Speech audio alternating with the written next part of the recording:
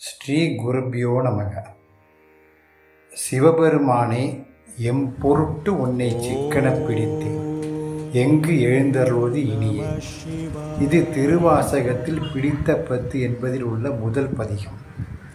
வாஸ்துவத்தில் சிவனின் பேரருள் எங்கு, எப்படி, எத்தருணத்தில் வெளிப்படும் என்பதனை அவனே அறிவான்.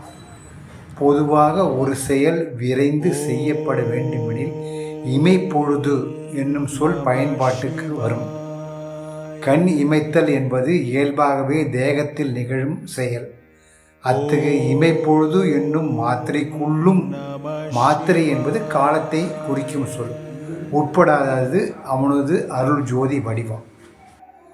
பைபிளில் நீங்கள் எதிர்பாராத நேரத்திலும் மனுஷகுமாரன் வருவான் என்று இயேசு பிரான் கூறியது போல் மணிவாசக பெருமான் எதிர்பாராத அத்தருணத்திற்காகவே லோபத்தனமாக பேராசை கொண்டு விழிப்புடன் இருந்து அவனது ஜோதி வடிவம் வெளிப்பட்டவுடன் விரைந்து அவனது திருவடிகளை இறுக உறுதியாக எம்பொருட்டு உன்னை சிக்கனப் பிடித்தேன் என்கிறார்.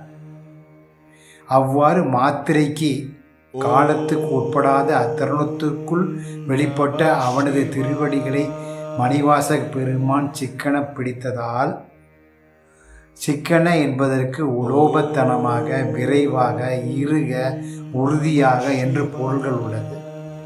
சிவபெருமானால் இனி வேறு எத்தருணத்தில் எங்கு எழுந்தருள இயலும் என்னும் கேள்விக்குறியாக மணிவாசக பெருமான் சொல்லிய பாட்டின் பொருள் இது என கொள்ளலாம்.